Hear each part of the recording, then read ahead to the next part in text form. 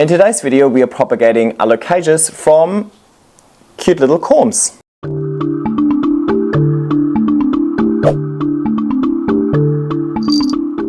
If you've grown an alocasia before, you know that when you repot one, alocasias have these weird little onion-looking like things inside of the pot. Those are called corms, and alocasias grow them as a way to propagate themselves. Now, when I repotted the two mother plants about 2 months ago, I actually collected all of the corms and I propagated them separately. And today we're looking at the results. First things first, let's take it back to 2 months ago. What is it called again? The macrorizidula, that one, sorry. This one is a more perlite heavy mix. I just want to very gently tease it. It was from Bunnings in clearance for only 30 bucks, but it has one shoot that is fully white and one shoot that's fully green. Two shoots that are fully green. So only one shoot that's actually giving the nice variegation in half-half. So on, but so be it. Oh, what is this? Oh, a corm. Already with a new shoot. Another corm with another shoot. Jesus. But yeah, people were upset with me because last time I did look for corms in my mix. I did. It just didn't do it on camera. Well, that came out easy. I want to tease them a little bit. Wow, it's very root bound. Okay, that explains why it's just not really increasing in leaf size anymore. Very gently. Some of these corms are huge. Look at this. I've never seen corms that big. Wow, and there's so many corms in there. Okay, I don't want any more corms. I need to stop this. Alrighty, let's get onto those corms. Let me show you what I've done first. There are two corms in here that already have a shoot each. They already have roots, so I just potted them up. Okay. The rest of the corms doesn't have any roots just yet. So what I'll do with them, I'll pop them on some moss over here. But what I have noticed helps these sprout is if you take a knife and you just peel the skin. See how they've got like a little skin around them? If you very gently like peel them like an onion, that seems to help them sprout a bit, but be gentle. And if you feel like you're doing more damage than good, then stop. Not all alocasias seem to have it in the same way. These ones seem to not really have that much of a skin, so I'll just pop them in moss, and I just put this in a takeaway container with moss in it. You could use vermiculite or whatnot. Yeah, and I'll just pop the other ones in there as well, the regal shields, into the same one. These ones definitely have more of a skin. Hang on, these ones have more of a skin. See, these are the regal shields one. You can just peel this kind of skin. Maybe do it with your fingers, not a knife, to prevent it from being damaged. My fingers are so filthy, sorry. But this seems to be helping them root. And once they're rooted, there'll be shoots. I might just do that to a few, and a few I won't, and then we'll see which ones sprout and which ones do not. Alrighty, and the other 3 I might just pop in there without peeling them, see if it makes any difference. And yes, this was the biggest container I could find. At the beginning, I will put the lid back on, and it wants a really bright spot, so I'll pop this right here. Now, when I put them in there were some of the corms that I peeled and some of the ones that I didn't peel. Now, they don't look all too different anymore in here because obviously they rebuild like a bit of a harder shell when they're exposed to the sun or like to the conditions and so on. So you can't really tell anymore which ones I peeled and which ones I didn't peel, and obviously I didn't pay attention. But there are 3 over here that did not do anything, and I am very confident based on this little snippet still sticking out, that these are 3 that I did not peel. Honestly, that was a little bit stupid of me to not necessarily set up this experiment properly and label which ones I peeled and which ones I did not, because now I don't really have proper evidence. I mean, I always say proof is in the pudding, but the pudding, I don't know if that's the most delicious pudding I've ever cooked. Now anyway, I will go ahead and peel these now and I'll pop them back in here. Yeah, we need to do something about these ones that have reshot, because it's getting really messy in there already. Now the Regal Shields ones seem to be doing much better than the variegated one. Maybe when I take them out, the side that was not facing the air, we'll be able to tell if they were peeled or not. Okay, so there's a variegated one here. There's a tiny variegated one here. And the other 1, 2, 3, 4, 5. Hang on. Oh, this is a tiny variegated one as well, but green. The other 1, 2, 3, 4, 5 are all Regal Shields. So the Regal Shields seem to be sprouting much nicer. And look how beautiful these leaves look. Almost have like a bluish sheen to them. And get a lot of these roots all throughout the container. So I really want to get them out of here.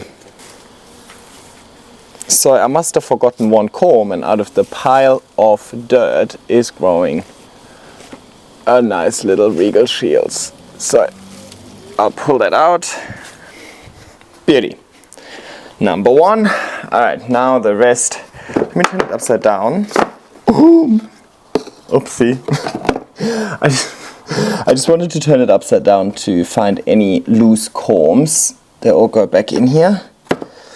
What about these 2? There's another loose one here. This one up has a root. Okay, everything else we need to very carefully pull apart. And that's probably the moment where I regret having used moss.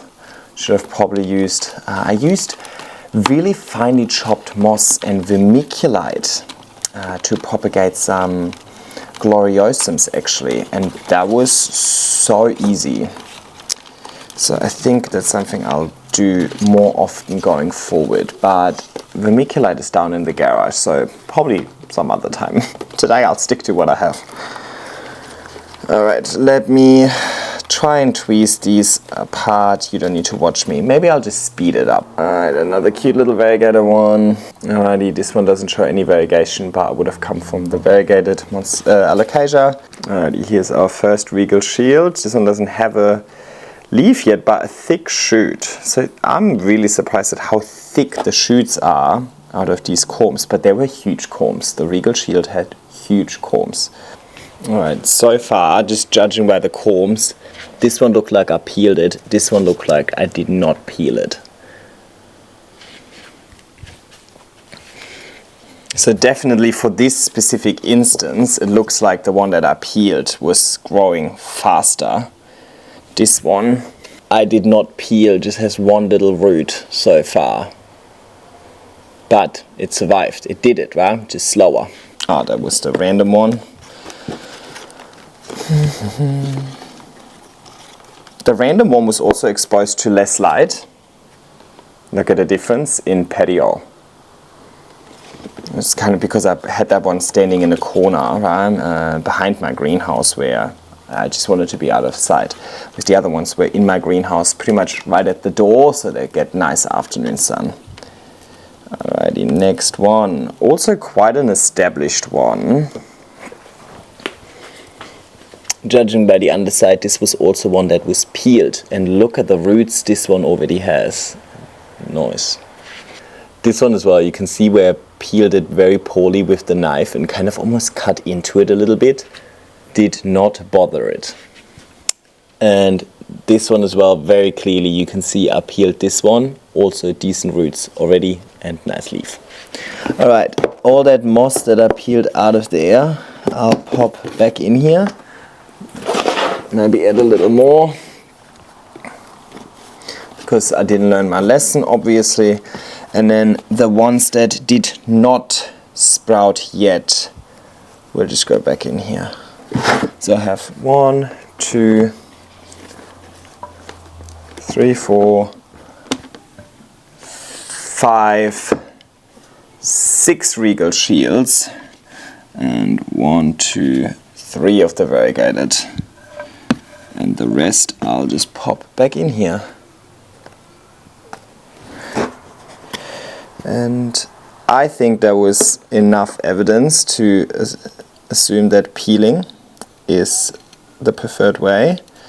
And I don't peel them super neatly, right? You saw that in that previous clip. Just a little bit, just to expose it a little more. It seems to specifically encourage root growth. And roots poking through and growing into the medium. And once there's roots, there will be leaves. You can probably even hear that on the microphone, how rough this outer layer can be. I can imagine that, like a poor little root trying to poke through there. Have a hard time.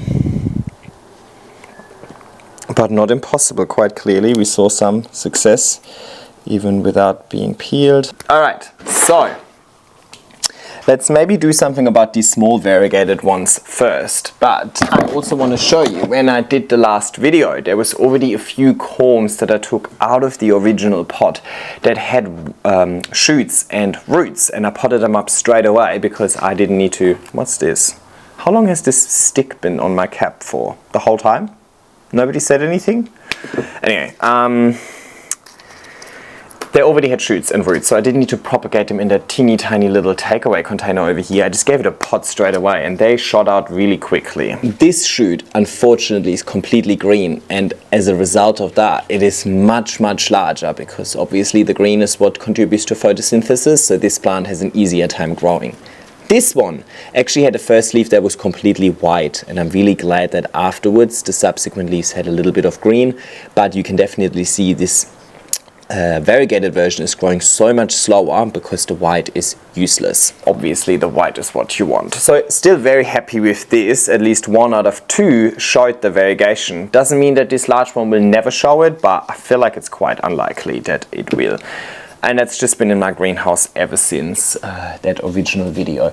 So I just want to do the exact same again with another pot and pop these ones in there, and that's it, right? So I've got my aeroid mix here. It's a little more water retentive, based on having a little bit more tree fern fiber in there, having a little bit more cocoa peat in there, than if I would pot up a moss pole, for example, because these alocasias really don't like drying out.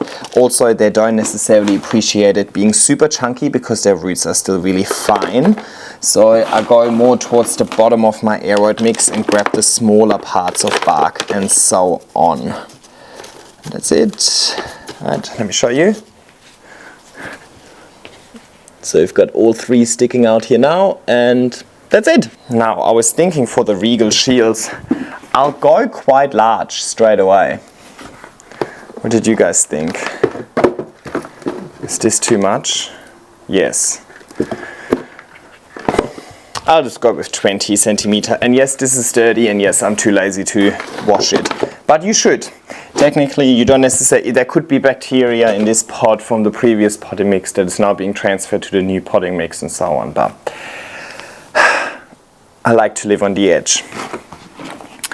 Alrighty.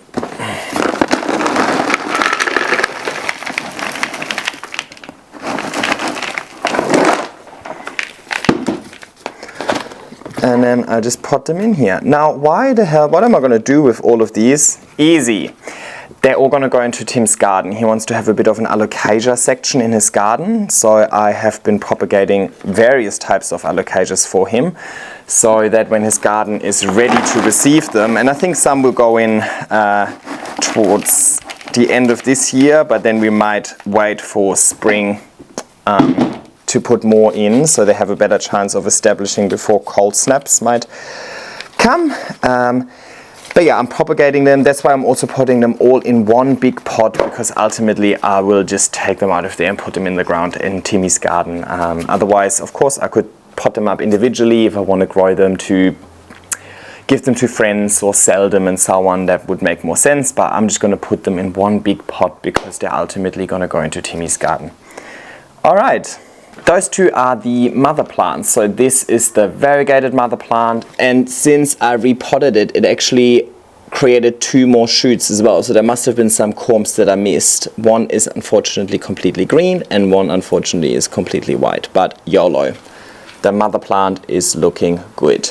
And the Regal Shields, to be honest, hasn't done all too much, but it is growing a flower over here, which I will twist off because I want this plant to focus on leaves, not flowers. But it seems to be happy. It wouldn't grow a flower if it would be completely unhappy. It seems very rigid as well, so I feel like it just spent a lot of time growing roots instead. Anyway, I hope this video encouraged you to maybe propagate your alocasias via corms. If you enjoyed this video, like, subscribe and leave a nice comment, and I'll see you next time. Bye! Bye!